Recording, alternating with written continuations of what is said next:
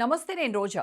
మానవ చరిత్రలో మరుగున పడిన చీకటి కోణాలను ఆవిష్కరించే విజ్ఞాన వేదిక మిస్ట్రీస్ హిస్టరీస్. ఒక దేశం ఆర్థికంగా ఎంత ఎదిగినా తన మూలాలను మర్చిపోతే అది తన ఆత్మను కోల్పోయినట్టే. దశాబ్దాల పాటు భారతదేశం ఒక రకమైన సాంస్కృతిక సంకోచంలో బతికింది. మన దేవాలయాల గురించి గర్వంగా మాట్లాడాలన్నా, మన ధర్మాన్ని బహిరంగంగా చాటుకోవాలన్నా ఊహించని భయం ఉండేది. కానీ 2014 తర్వాత ఆ నిశ్శబ్దం బద్దలైంది.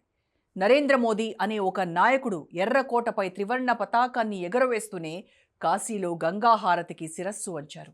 ఒక పాలకుడిగా ఆయన చేసిన ప్రతి పూజ, ప్రతి ప్రార్థన కోట్లాది మంది హిందువుల గుండెల్లో నా సంస్కృతి, నా గర్వం అనే నినాదాన్ని ప్రతిధ్వనించేలా చేశాయి. అది ఎలా సాధ్యమైంది? ఒక నాగరికత తనను తాను తిరిగి ఎలా గుర్తించుకుంది? ఇవాల్టి మిస్ట్రీస్ హిస్టరీస్లో పరిశీలిద్దాం.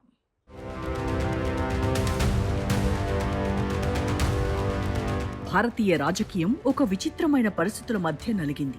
సెక్యులరిజం అనే పదానికి అర్థం స్వధర్మాన్ని విస్మరించటమే అన్నట్టుగా ఒక వాతావరణం నెలకొంది. సామాన్య హిందువు తన చిహ్నాలను, సంప్రదాయాలను బహిరంగంగా ప్రదర్శించడానికి ఒక రకమైన అభద్రతా భావానికి లోనయ్యాడు. జై హింద్ అనాలన్నా భయపడ్డాడు. అయితే 2014లో నరేంద్ర మోదీ అధికారం చేపట్టిన తర్వాత ఈ స్థితిలో పెను మార్పు వచ్చింది. రాజ్యాంగబద్ధమైన అత్యున్నత పదవిలో ఉన్న వ్యక్తి తన ధర్మాన్ని గర్వంగా ఆచరించడం ద్వారా కోట్లాది మందిలో ఉన్న ఆ సందేహాన్ని పటాపంచలు చేశారు.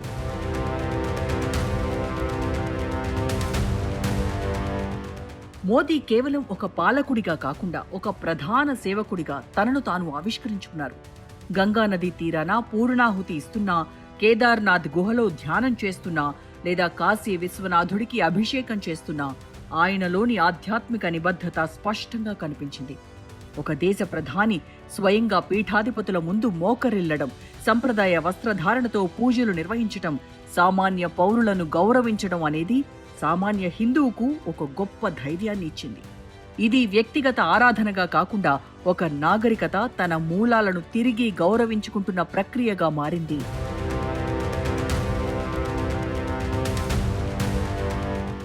భారతదేశానికి స్వాతంత్ర్యం వచ్చిన ఆలోచనలు ఇంకా బ్రిటిష్ కాలపు మెకాలే మనస్తత్వం పోలేదనే విమర్శ ఉంది.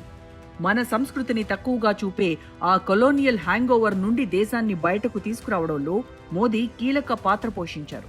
పార్లమెంటులో సెంగోల్ రాజదండం ప్రతిష్ఠించడం నుండి విదేశీ పర్యటనల్లో భగవద్గీతను బహుకరించడం వరకు ఆయన చేసే ప్రతి పని వెనుక మన సంస్కృతి గొప్పది అనే సందేశం ఉంది. ఇది దేశ ప్రజల్లో తమ వారసత్వం పట్ల ఉన్న చిన్న చూపును తొలగించి ఒక నూతన ఆత్మ గౌరవాన్ని నింపింది.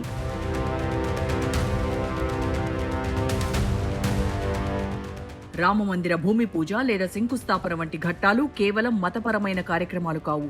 అవి ఒక జాతి ఆత్మ గౌరవ ప్రకటనలు. దశాబ్దాలుగా కోర్టుల్లో నలిగిన అంశాలను చట్టబద్ధంగా, గౌరవప్రదంగా పరిష్కరించడం ద్వారా హిందూ సమాజంలో ఒక రకమైన విజయ గర్వాన్ని మోదీ నింపారు. మనం విస్మరించబడిన వాళ్లం కాదు, ఈ దేశ చరిత్రలో మనమే ప్రధాన భాగస్వాములం అనే భావన ప్రతి సామాన్యుడిలో బలంగా నాటుకుపోయింది. ఇది కేవలం రాజకీయ మద్దతుగా కాకుండా ఒక సామాజిక చైతన్యంగా రూపాంతరం చెందింది.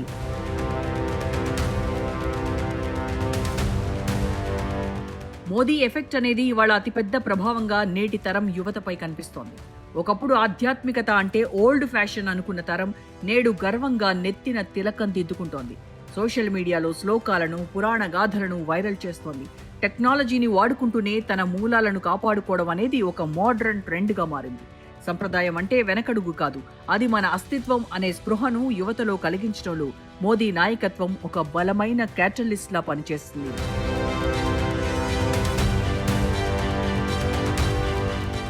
భారతదేశం అంటే గుళ్ళు, గోపురాల దేశం. కానీ ఈ దేవాలయాలు కేవలం పూజలకే పరిమితమా? కాదు అని నిరూపించారు ప్రధాని నరేంద్ర మోదీ.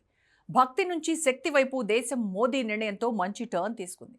ఒకప్పుడు ఇరుకైన సందుల్లో వెలిసిన ఆలయాలు నేడు వేల కోట్ల ఆర్థిక లావాదేవీలకు కేంద్రాలుగా ఎలా మారాయి?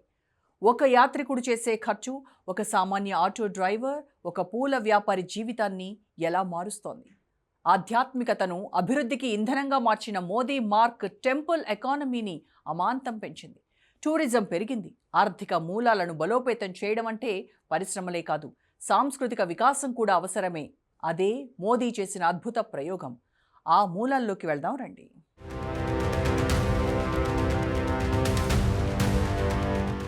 గతంలో ఆధ్యాత్మికత అంటే కేవలం మోక్ష సాధనగానే చూసేవారు. కానీ నరేంద్ర మోదీ నాయకత్వంలో భక్తి అనేది ఆర్థిక శక్తిగా రూపాంతరం చెందింది. భారతదేశంలోని పుణ్యక్షేత్రాలు కేవలం మతపరమైన కేంద్రాలు మాత్రమే కావు, అవి లక్షలాది కుటుంబాలకు జీవనోపాధినిచ్చే ఆర్థిక వ్యవస్థలు అని మోదీ గుర్తించారు. ఈ క్రమంలోనే టెంపుల్ టూరిజం అనే సరికొత్త ఆలోచనను ఆయన తెరపైకి తెచ్చారు. దేవాలయాల చుట్టూ మౌలిక సదుపాయాలను అభివృద్ధి చేయడం ద్వారా ఆధ్యాత్మికతను దేశ జీడీపీలో కీలక భాగస్వామిని చేశారు.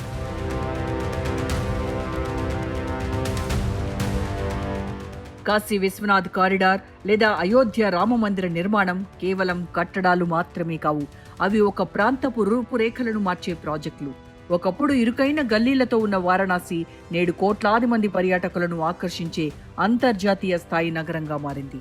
విశాలమైన రోడ్లు, ఆధునిక రైల్వే స్టేషన్లు, విమానాశ్రయాల నిర్మాణం ద్వారా భక్తుల ప్రయాణాన్ని సులభతరం చేయడమే కాకుండా ఆయా ప్రాంతాల్లో రియల్ ఎస్టేట్ వ్యాపార రంగాలు పుంజుకునేలా మోదీ ఎఫెక్ట్ పనిచేసింది.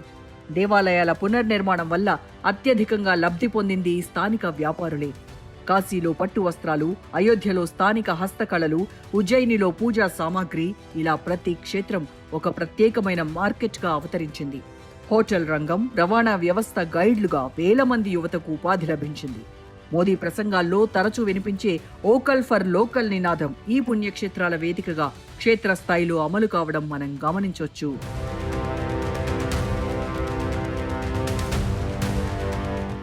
భారతదేశాన్ని సందర్శించే విదేశీయులు కేవలం తాజ్మహల్ చూడ్డానికే పరిమితం కాకుండా మన ఆధ్యాత్మిక వైభవాన్ని చూసేలా మోదీ వ్యూహరచన చేశారు. కుంభమేళాకు యునెస్కో గుర్తింపు తేవడం, విదేశీ ప్రతినిధులను వారణాసి గంగా హారతికి తీసుకెళ్లడం ద్వారా భారతీయ దేవాలయాలను గ్లోబల్ టూరిజం మ్యాప్లో అగ్రస్థానంలో నిలబెట్టారు. దీనివల్ల విదేశీ మారక ద్రవ్యం పెరగడమే కాకుండా అంతర్జాతీయ స్థాయిలో భారతీయ సంస్కృతి పట్ల ఒక గౌరవప్రదమైన బ్రాండ్ ఇమేజ్ ఏర్పడింది. నేటి తరం భక్తులు సౌకర్యాలను కోరుకుంటున్నారు. ఈ విషయాన్ని గుర్తించిన మోదీ ప్రభుత్వం ఆధ్యాత్మిక యాత్రలను వందే భారత్ రైళ్లు, ప్రత్యేక సర్క్యూట్ రైళ్లతో అంటే రామాయణ ఎక్స్ప్రెస్తో అనుసంధానించింది. డిజిటల్ పేమెంట్స్, ఆన్లైన్ బుకింగ్స్ వంటి సౌకర్యాలతో దేవాలయాల నిర్వహణలో పారదర్శకత పెరిగింది. భక్తిని ఒక క్రమశిక్షణతో కూడిన పర్యాటక రంగాలుగా తీర్చిదిద్దడం ద్వారా మన దేశం ఆధ్యాత్మిక వారసత్వంతోనే ఆర్థిక అగ్రరాజ్యంగా ఎదగగలదని మోదీ నిరూపించారు.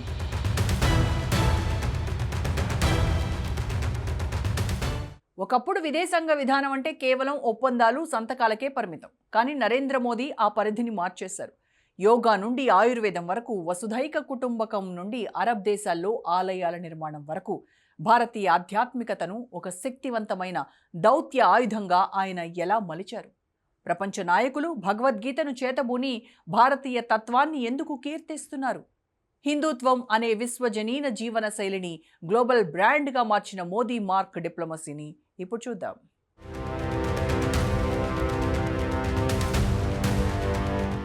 భారతీయ సంస్కృతిని, ధర్మాన్ని ప్రపంచ వేదికలపై ఒక శక్తివంతమైన సాఫ్ట్ పవర్గా మోదీ ఆవిష్కరించారు. గతంలో మన దేశానికి ఉన్న బలహీనమైన ఇమేజ్ను పక్కన పెట్టి వేల ఏళ్ల నాటి మన ఆధ్యాత్మిక వారసత్వాన్ని గర్వంగా ప్రపంచం ముందుంచారు. దీనివల్ల భారతదేశం అంటే కేవలం ఒక మార్కెట్ మాత్రమే కాదు, అది ప్రపంచానికి దిశానిర్దేశం చేసే ఒక విశ్వ గురువు అనే భావన మొదలైంది. ఐక్యరాజ్య సమితిలో అంతర్జాతీయ యోగా దినోత్సవం కోసం మోదీ చేసిన ప్రతిపాదనకు ప్రపంచ దేశాల నుండి వచ్చిన అనూహ్య మద్దతు ఒక చరిత్ర.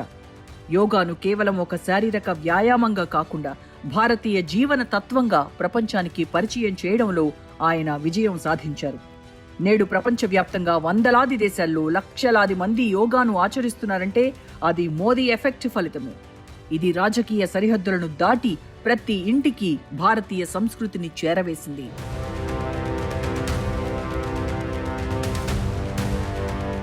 ప్రస్తుత ప్రపంచం ఎదుర్కొంటున్న యుద్ధాలు, పర్యావరణ మార్పులు, ఆర్థిక సంక్షోభాలకు వసుధైక కుటుంబం అనే భారతీయ సూత్రాన్ని మోదీ ఒక పరిష్కారంగా ప్రతిపాదించారు.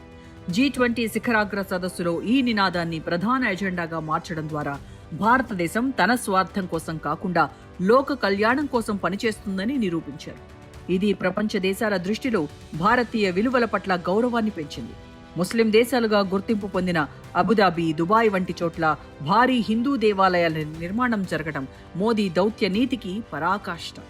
గతంలో ఊహకు కూడా అందని ఈ మార్పు మోదీకి ఆయా దేశాధినేతలతో ఉన్న వ్యక్తిగత సంబంధాలు, భారతీయ సంస్కృతి పట్ల ఆయన చూపిన నిబద్ధత వల్లే సాధ్యమైంది.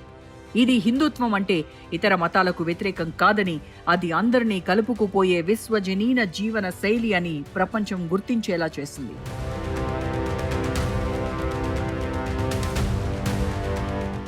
విదేశీ పార్లమెంటులు లేదా ఐక్యరాజ్య సమితి వేదికలపై మోదీ ప్రసంగించినప్పుడు తరచుగా రామాయణ, మహాభారత శ్లోకాలను లేదా బుద్ధుని బోధనలను ఉటంకిస్తారు. ప్రపంచ నాయకులకు భగవద్గీతను బహుమతిగా ఇవ్వడం ద్వారా భారతీయ తాత్వికతను డిప్లొమాటిక్ ప్రోటోకాల్లో భాగంగా మార్చారు. ఇది కేవలం మత ప్రచారం కాదు, మన ప్రాచీన గ్రంథాల్లోని మేనేజ్మెంట్, లీడర్షిప్ సూత్రాలను ప్రపంచానికి పరిచయం చేసే ఒక గొప్ప ప్రయత్నం.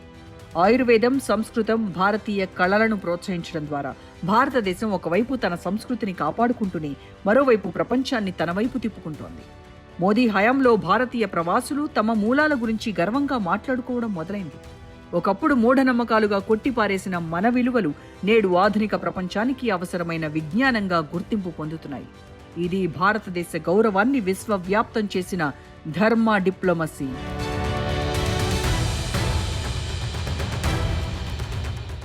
మన పురాణాలు తాతమ్మలు చెప్పే కథలకో లేదా పాతకాలపు పుస్తకాలకో పరిమితం. కానీ ఈరోజు మీ చేతిలో ఉన్న స్మార్ట్ ఫోన్ తెరపై ఒక వైరల్ రీల్ రూపంలో సనాతన ధర్మం కనిపిస్తోంది. ఇది ఎలా సాధ్యమైంది? సంప్రదాయాన్ని ఒక మోడర్న్ ప్యాకేజీలో పెట్టి నవతరానికి ఎలా అందించారు? ఓల్డ్ ఫ్యాషన్ అని ముద్రపడ్డ మన విలువలు నేడు యువతకు కూల్ అండ్ మోడర్న్గా ఎలా మారాయి? టెక్నాలజీని ధర్మానికి ఇంధనంగా మార్చిన మోదీ మార్క్ డిజిటల్ అవేకనింగ్ గురించి ఇప్పుడు తెలుసుకుందాం.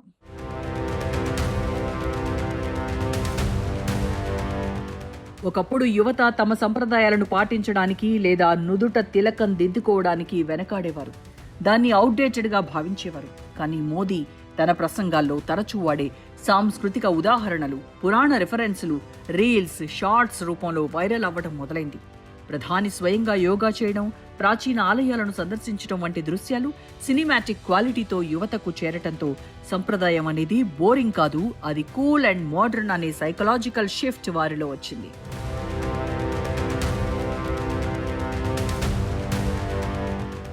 మోదీ హయాంలో దేశవ్యాప్తంగా వేల మంది ఆధ్యాత్మిక కాంటెంట్ క్రియేటర్లు పుట్టుకొచ్చారు.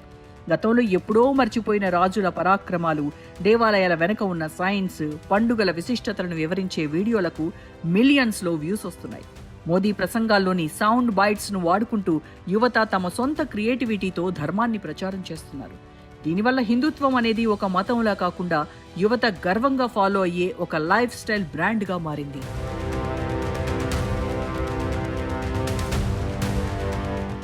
కేవలం మాటలతోనే కాకుండా ఆధునిక టెక్నాలజీని వాడుతూ మన వారసత్వాన్ని మోదీ ప్రభుత్వం నవతరానికి పరిచయం చేసింది. ఆధ్యాత్మిక కేంద్రాల్లో లేజర్ షోలు, 3D ప్రొజెక్షన్ మ్యాపింగ్, డిజిటల్ మ్యూజియాల ద్వారా రామాయణ, మహాభారత ఘట్టాలను కళ్లకు కట్టినట్టు చూపిస్తున్నారు. వారణాసి గంగా హారతి లేదా అయోధ్య దీపోత్సవం వంటి కార్యక్రమాలు గ్లోబల్ స్టాండర్డ్స్లో టెలికాస్ట్ అవ్వడం వల్ల యువత ఈ వేడుకల్లో భాగం కావడానికి అత్యంత ఉత్సాహం చూపిస్తున్నారు. చరిత్ర అంటే కేవలం గడిచిపోయిన కాలం కాదు, అది మన వర్తమానానికి పునాది. ఒకవేళ ఆ పునాదిలో అన్యాయాలు ఉంటే వాటిని సరిదిద్దాల్సిన బాధ్యత నాయకుడిపై ఉంటుంది. ఆర్టికల్ 370 రద్దు నుండి 5 శతాబ్దాల రామమందిర స్వప్నం వరకు అసాధ్యమనుకున్న పనులను సుసాధ్యం చేస్తూ చట్టబద్ధంగా చరిత్రను ఎలా సరిదిద్దారో మనం చూసాం. విస్మరించబడిన వీరుల గౌరవం, వలసవాద గుర్తుల తొలగింపు, ఇవన్నీ కలిపి ఒక నవ భారత అస్తిత్వాన్ని ఎలా ఆవిష్కరించాయో ఇప్పుడు తెలుసుకుందాం.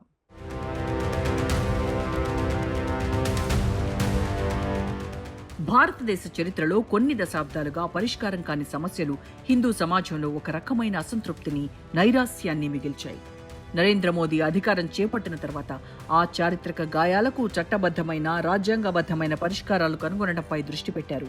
ఇది కేవలం రాజకీయ ఎజెండా కాదు, ఒక నాగరికత తనపై జరిగిన అన్యాయాలను సరిదిద్దుకునే ప్రక్రియ. ఆర్టికల్ 370 రద్దు లేదా అయోధ్య రామజన్మభూమి తీర్పు అమలు వంటివి ఈ క్రమంలో మైలురాళ్లుగా నిలిచాయి.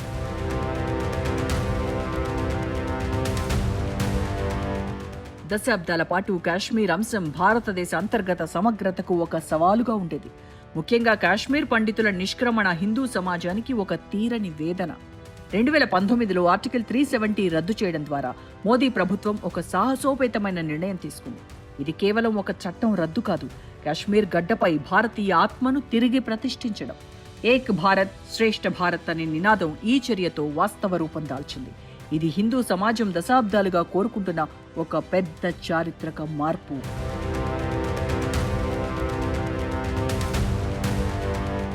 అయోధ్యలో రామమందిర నిర్మాణం అనేది కేవలం ఒక ఆలయ నిర్మాణం కాదు. అది 500 ఏళ్ల హిందువుల పోరాటానికి దక్కిన గౌరవం. సుప్రీంకోర్టు తీర్పును అత్యంత శాంతియుతంగా చట్టబద్ధంగా అమలు చేయడంలో మోదీ ప్రభుత్వం చూపిన చొరవ అపూర్వం.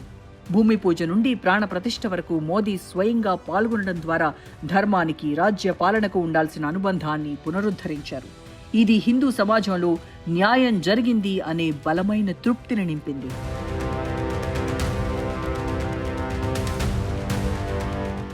చరిత్ర పుస్తకాల్లో కేవలం కొద్ది మందికే పరిమితమైన ప్రాధాన్యతను మార్చి దేశం కోసం పోరాడి మరుగున పడిన వీరుల చరిత్రకు మోదీ సముచిత స్థానం కల్పించారు.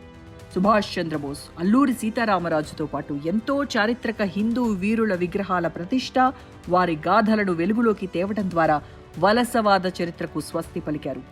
ఇది మన పూర్వీకుల పరాక్రమం పట్ల యువతలో గర్వకారణమైన స్పృహను కలిగించింది.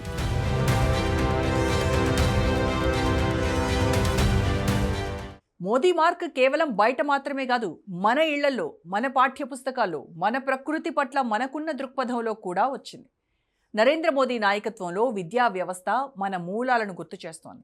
మహిళా శక్తి ఆధ్యాత్మిక విలువల సాక్షిగా సాధికారత దిశగా అడుగులు వేస్తోంది. అన్నింటికంటే ముఖ్యంగా శతాబ్దాల నాటి మన ప్రకృతి ఆరాధన నేడు ప్రపంచ పర్యావరణ సంక్షోభానికి ఏకైక పరిష్కారంగా మారుతోంది.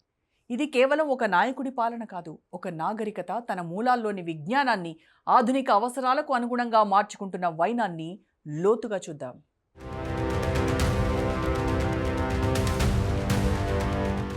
నరేంద్ర మోదీ ప్రభుత్వం ప్రవేశపెట్టిన నూతన విద్యా విధానం కేవలం డిగ్రీల కోసం ఉద్దేశించిన మార్పు కాదు. అది భారతీయ మనస్తత్వాన్ని వలసవాద బానిసత్వం నుండి విముక్తం చేసే ఒక ప్రయత్నం. దశాబ్దాలుగా మన పాఠ్యపుస్తకాలు పరాయి పాలకుల విజయగాథలకే పరిమితమయ్యాయి. కానీ నేడు వేద గణితం నుండి ప్రాచీన భారతీయ ఖగోళ శాస్త్రం వరకు మన మూలాలను విద్యార్థులకు పరిచయం చేస్తున్నారు. ఇది విద్యార్థుల మెదళ్లలో మేము వెనకబడిన వారం కాదు, విజ్ఞానాన్ని ప్రపంచానికి పంచిన వారసులం అనే ఆత్మవిశ్వాసాన్ని నింపుతోంది.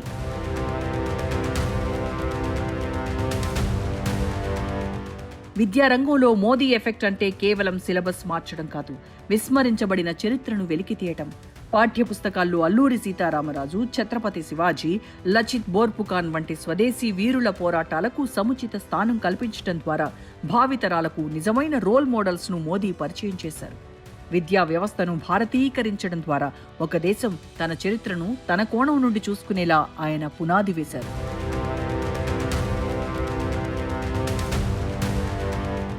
హిందూ ధర్మంలో స్త్రీని శక్తిగా ఆరాధిస్తారు. మోదీ ఈ పురాతన భావజాలాన్ని ఆధునిక మహిళా సాధికారతతో అనుసంధానించారు. బేటీ బచావో, బేటీ పఢావో వంటి పథకాలు కేవలం సామాజిక సంస్కరణలు మాత్రమే కావు. అవి మన సంస్కృతిలో మహిళకు ఉన్న ఉన్నత స్థానాన్ని గుర్తు చేసే ప్రయత్నాలు. దేవాలయాల నిర్వహణలో మహిళల భాగస్వామ్యం పెంచడం, మహిళా పూజారులను ప్రోత్సహించడం, పద్మ పురస్కారాల్లో ఆధ్యాత్మిక సేవ చేస్తున్న మహిళలకు ప్రాధాన్యత ఇవ్వడం ద్వారా నారీ శక్తికి ఆయన కొత్త అర్థాన్నిచ్చారు.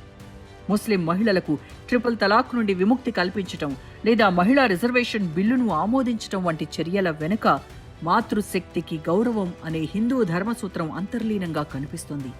మోదీ తన ప్రసంగాల్లో తరచూ నవదుర్గలను ఉదహరిస్తూ దేశాభివృద్ధిలో మహిళలు కేవలం గృహిణులు మాత్రమే కాదు, వారు దేశాన్ని నడిపించే శక్తులని చాటి చెప్పారు. ఇది ఆధ్యాత్మిక విలువలను సామాజిక చట్టాలతో ముడిపెట్టిన ఒక గొప్ప పరిణామం.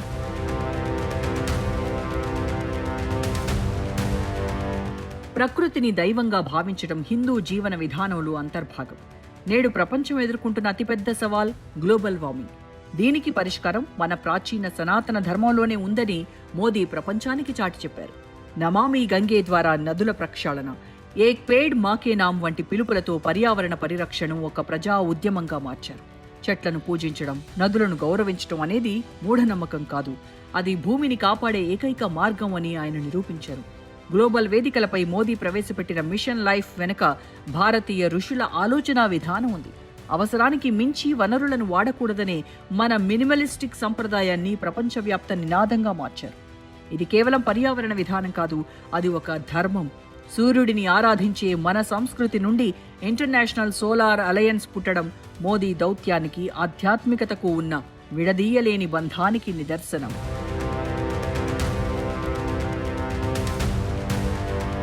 ప్రపంచ దేశాల మధ్య యుద్ధ జ్వాలలు రగులుతున్న వేళ అంతర్జాతీయ ఆంక్షల గడపల వద్ద అగ్రరాజ్యాలు సైతం తల వంచుతున్న తరుణంలో భారత ప్రయోజనాల కోసం దౌత్య నీతిని ఒక శక్తివంతమైన ఆయుధంగా మలిచారు నరేంద్ర మోదీ. ఇరాన్ వంటి దేశాల నుండి గ్యాస్ మరియు ఇంధన సరఫరాలో ఎదురైన క్లిష్ట సవాళ్లను తనదైన పర్సనల్ డిప్లొమసీతో అధిగమించి దేశ ఇంధన అవసరాలకు డోకా లేకుండా చేసిన ధీశాలి ఆయన. అటు అమెరికాతో మైత్రిని కాపాడుకుంటూనే ఇటు ఇరాన్ వంటి దేశాలతో వ్యూహాత్మక బంధాన్ని కొనసాగించడం కేవలం మోదీకే సాధ్యమైంది.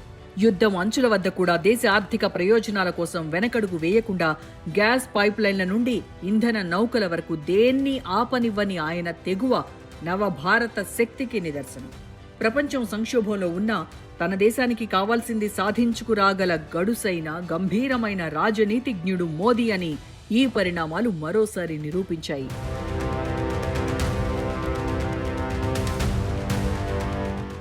ఇది కేవలం ఒక దశాబ్ద కాలపు ప్రస్థానం కాదు, 1000 ఏళ్ల నిశ్శబ్దాన్ని ఛేదించుకుని తన అస్తిత్వాన్ని చాటుకుంటున్న ఒక గొప్ప నాగరికత గమనం. నరేంద్ర మోదీ అనే ఒక నాయకుడు ప్రధానమంత్రిగా బాధ్యతలు స్వీకరించినప్పుడు అది కేవలం ఒక అధికార మార్పిడి అని భావించారు. కానీ కాలక్రమంలో అది ఒక సాంస్కృతిక విప్లవంగా రూపాంతరం చెందింది. నేడు ఒక సగటు భారతీయుడు తన సంస్కృతిని చూసి గర్వపడుతున్నాడంటే, తన మూలాలను ప్రపంచం ముందు సగర్వంగా ప్రదర్శిస్తున్నాడంటే అది మోదీ ఎఫెక్ట్. అది ఈ దశాబ్ద కాలపు నిరంతర తపస్సు ఫలితం. హిందుత్వం అంటే ఒక మతం కాదు, అది లోక కళ్యాణాన్ని కాంక్షించే ఒక విశ్వజనీన జీవన శైలి అని ప్రపంచం గుర్తించింది. తన ఆత్మను తిరిగి ఆవిష్కరించుకున్న ఈ దేశం ఇకపై తన గత వైభవాన్ని వెతుక్కుంటూ విశ్వగురువుగా ఎదగబోతోంది. నవభారత నిర్మాణంలో సంస్కృతి సారథిగా మోదీ వేసిన ఈ ముద్ర చరిత్ర పుటల్లో చెరగని సంతకమైంది. ఇది ఒక ముగింపు కాదు, సనాతన ధర్మ వైభవానికి ఒక నూతన ఆరంభం.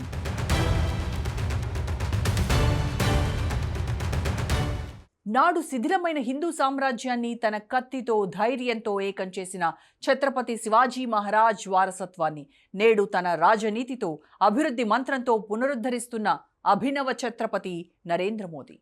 అన్యాయాలను ఎదిరించడంలో ఆయన చూపిన తెగువ, భారతీయ సంస్కృతిని కాపాడటంలో ఆయన పాటించిన నిబద్ధత నేటి తరం కళ్ల ముందు ఒక ఆధునిక వీరగాథలా సాక్షాత్కరిస్తోంది. అంతేకాదు, నాడు షికాగో వేదికగా భారతీయత అంటే ఏంటో ప్రపంచానికి చాటి చెప్పిన స్వామి వివేకానందుడి ఆశయాలను నేడు ప్రతి అంతర్జాతీయ వేదికపై అగ్రరాజ్యాల సాక్షిగా ప్రతిధ్వనింపజేస్తున్న నవయుగ విశ్వ గురు ఆయన. వివేకానందుడు కలలుగన్న ఆ ధీర భారతాన్ని, సగర్వంగా నిలబడే శ్రేష్ఠ భారతాన్ని మోదీ తన చేతుల మీదుగా నిర్మిస్తున్నారు. ఒకవైపు శత్రువుల గుండెల్లో నిద్రపోయే యుద్ధతంత్రం, మరోవైపు ప్రపంచానికి శాంతిని బోధించే జ్ఞానతంత్రం. వెరసి ది మోదీ ఎఫెక్ట్. గతాన్ని గౌరవిస్తూ, వర్తమానాన్ని శాసిస్తూ, భవిష్యత్తుకు దిశానిర్దేశం చేస్తున్న ఈ ప్రస్థానం భారత జాతి చరిత్రలో ఒక స్వర్ణయుగం. తన ఆత్మను తిరిగి పొందిన ఈ దేశం ఇకపై ప్రపంచానికి దిక్సూచిగా నిలవబోతోంది. ధర్మమే జయం, భారత్కి విజయం. మరో అంశంతో మళ్ళీ కలుద్దాం. Until then keep watching Raj news.